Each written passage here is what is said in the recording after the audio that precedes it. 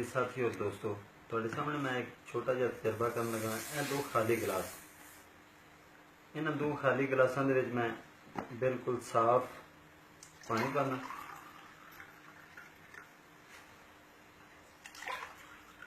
ये पानी पाने तो बाद इन्हां दोवां गिलासां दे विच मैं अपनी जेब चो कढ़ के एक गिलास दे विच कदरे सुथरे और साफ नोट, 4 नोट पाए ने इहदे विच, और एक गिलास च कदरे गंदे नोट जिहड़े ज़्यादा इस्तेमाल शुदा हैं।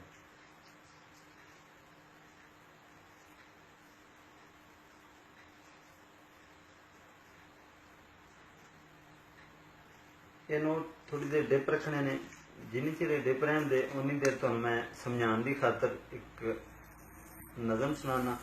अगर इस तरीके नाल भी समझ आ जाए तो जिन समझ आ जाए, अल्लाह करे वो तो इस जरासीम तो बच जाए। वेख लो जी, वेख लो, सारे घर वेख लो, बाहर वाले वेख लो तो डेरेदार वेख लो, चेरी वाले वेख लो तो कीवी वाले वेख लो, बच्चे वाले वेख लो तो बीवी वाले वेख लो, इंडिया ईरान ते यूनान वाले वेख लो, अमरीका मिस्र ते शाम वाले वेख लो। रोटी ते चावल ते दाल वाल जाओ, अल्लाह वास्ते दोस्तो हथ धो के लाओ। पसीना भी नोट नाल इंज साफ कर दे, पसीना भी नोट नाल इंज साफ कर दे, डॉक्टर जिवें मरीज नाल कर दे। बार बार थुक ला के गिणदे ने नोटां नूं, वोटां वाले जिवें फिरदे ने वोटां नूं।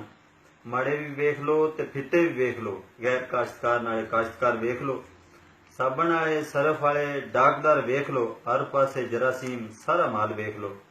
कबाड़िए ते कुक भी कचहरी वाले वेख लो, हस्पतालां पैसिਆਂ ਨੂੰ जिन्हें जिन्हें गंद लाया वेख लो।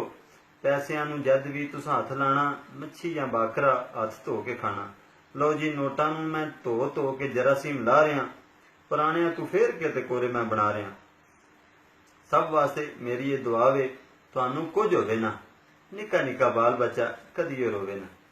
ये नज़म सुनाने का मकसद कि तुहानूं कुछ समझ आवे, जिहड़ी नहीं समझ आई वो मैं सादी जबान समझा देना।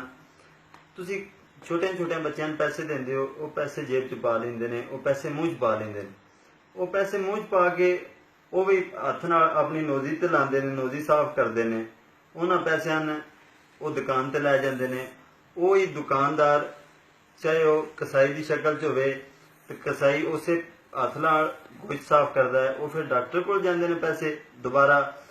वो मरीज ने इस तरह साफ करके उहदे जख्म ने पीप वाला कोई हिस्सा होवे, उन टीका ला के उन पैसे नप के फिर अपनी जेब च पांदा है।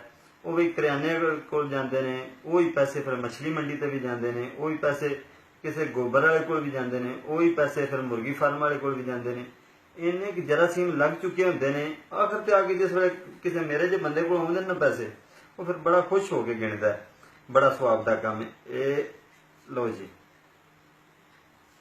2 3 बार बार एन सारे जरासीम, सारे जहान दे जरासीम कट्ठे होए होंदे ने, अपने अंदर लै जाने। फिर ख्याल करने खादा भी कुछ नहीं, ऐदा पता नहीं क्यों हो गया, ऐदा नहीं होना तो होर की होना है। इन्ने जरासीम असीं धक्को धक्की गैर दनिस्ता तौर पर अपने अंदर लै जाने। हुण थोड़ी देर हो गई है डिप होया इन्हां नोटां, तुहानूं अंदाजा हो जाएगा कि वाकई इन्हां नोटां नाल जरासीम होंदे ने कि नहीं। पहलां ये साफ ने नोट, कदरे साफ सन, इन्हां नूं धो के देखने कि जरासीम है ने कि कोई ना गंदगी है कि नहीं।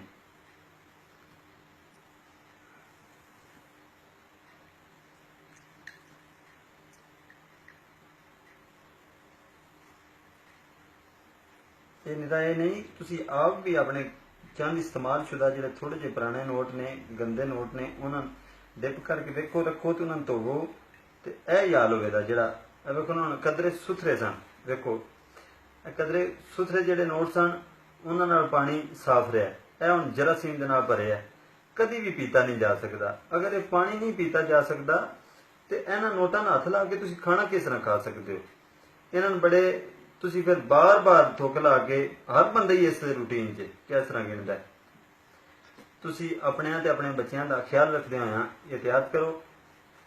ਆਪਣਾ ਖਿਆਲ ਰੱਖੋ ਤੇ ਮੁਲਕ ਦੀ ਹਿਫਾਜ਼ਤ ਹੋਵੇਗੀ। ਜਿਹਨੂੰ ਸਮਝ ਆ ਗਈ ਹੈ ਮੇਰੀ ਗੱਲ ਦੀ, ਉਹ ਅੱਗੇ ਸ਼ੇਅਰ ਕਰ ਦੇ। ਜਿਹਨੂੰ ਨਹੀਂ ਸਮਝ ਆਈ ਉਹਦਾ ਅੱਲਾ ਹੀ ਹਾਫਿਜ਼।